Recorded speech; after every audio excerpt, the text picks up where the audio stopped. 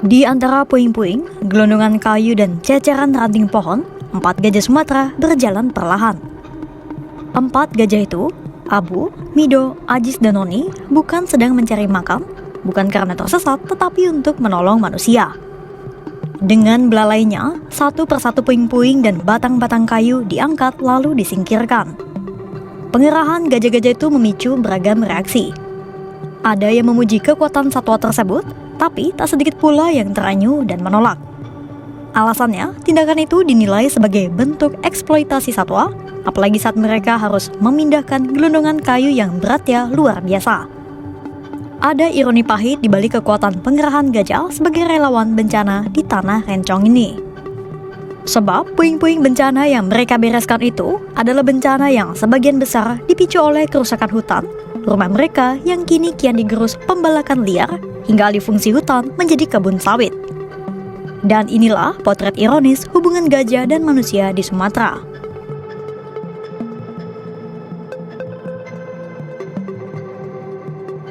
Ini adalah Mido, Ajis, Abu, dan Noni. 4 gajah berusia lebih dari 20 tahun yang berasal dari pusat latihan Gajah Sare di Aceh Besar. Mereka semua adalah gajah terlatih dan veteran.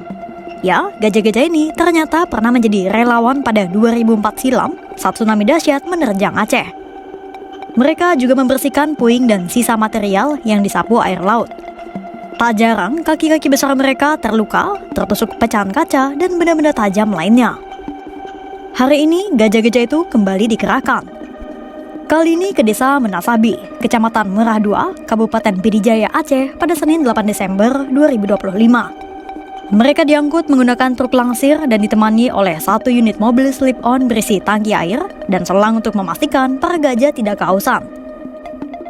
Keempat hewan mamalia itu ditemani oleh 8 maut, personel polisi kehutanan resor, dan dokter hewan dengan peralatan medis lapangan lengkap. Kementerian Kehutanan pun telah memastikan bahwa seluruh proses mobilisasi satwa itu sudah melalui perencanaan matang dengan tetap mengedepankan prinsip kesejahteraan satwa atau animal welfare. Insya Allah cukup.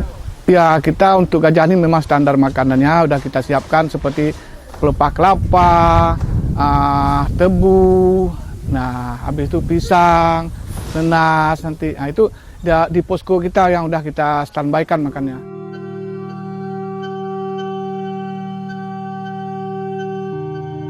Banyak pihak yang menilai pengerahan gajah di medan bencana ini sebagai suatu ironi pahit.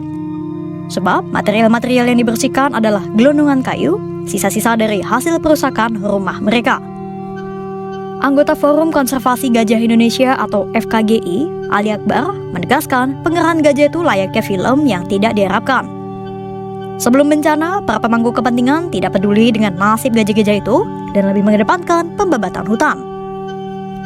Kini, saat terjadi bencana, justru gajah yang notabene korban dari pembabatan dikerahkan menjadi pahlawan bagi manusia. Ali juga menegaskan bahwa gajah bukanlah pengganti alat berat. Gajah seharusnya menjadi petani hutan, di mana mereka berfungsi menjadi penjaga keanekaragaman hayati di rimba belantara. Juru bicara Pos Komando Tanggap Darurat Bencana Hidrometeorologi Aceh, Murtalamudin, sependapat kalau gajah bukanlah pengganti alat berat. Apalagi dengan medan yang sulit, bisa-bisa gajah-gajah itu mengalami luka atau resiko lainnya. Aktivis lingkungan Indira Diandra Lawrence dalam unggahan akun Instagramnya menyebut, ada solusi lain selain mengerahkan gajah. Pertama, memprioritaskan alat berat resmi dari BPBD, PU, atau TNI. Kedua, melibatkan relawan dan organisasi kemanusiaan. Dan ketiga, memfokuskan BKSDA pada pemulihan habitat dan mitigasi konflik.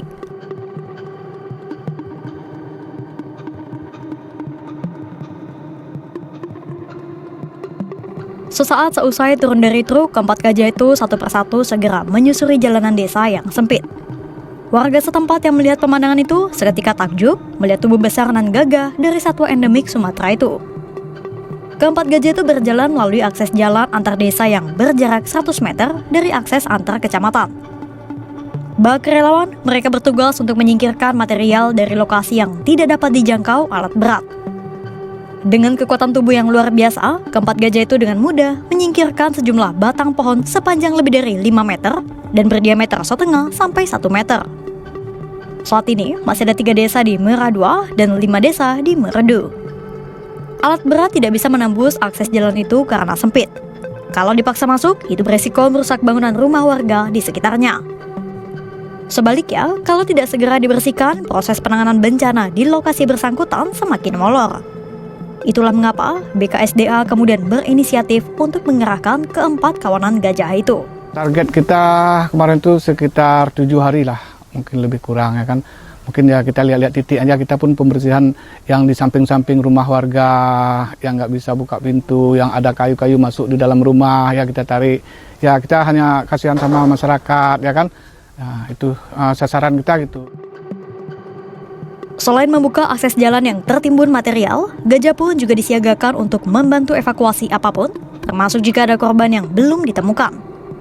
Para warga juga berharap Mido, Aziz, Abu, dan Noni bisa membantu membersihkan lumpur di tengah permukiman yang sudah berhari-hari tidak bisa dibersihkan. Mereka berempat juga bertugas untuk mengantar logistik ke wilayah yang masih terisolasi.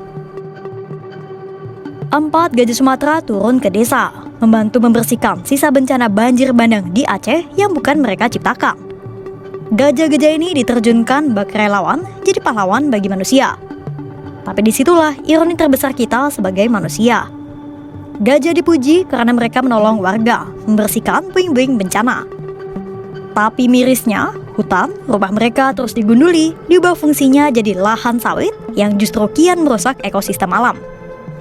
Mungkin gajah bisa membantu manusia menyingkirkan gelondongan kayu dan reruntuhan puing yang menghalangi akses bantuan bagi warga terdampak. Tapi gajah bukan pengganti alat berat. Perdebatan ini menyoroti ironi besar relasi manusia dan satwa liar di Sumatera. Gajah yang kehilangan rumah akibat pembalakan dan kerusakan hutan kini justru menjadi bagian penting dalam pemulihan bencana yang dipicu oleh kerusakan itu sendiri. Karena itulah, pemerintah dan lembaga terkait diminta memastikan keselamatan satwa, sekaligus meningkatkan kesiapan peralatan resmi agar penanganan bencana tak lagi bergantung pada hewan yang seharusnya dilindungi. Untuk itu, pantau terus perkembangannya hanya di kanal YouTube Kompas.com.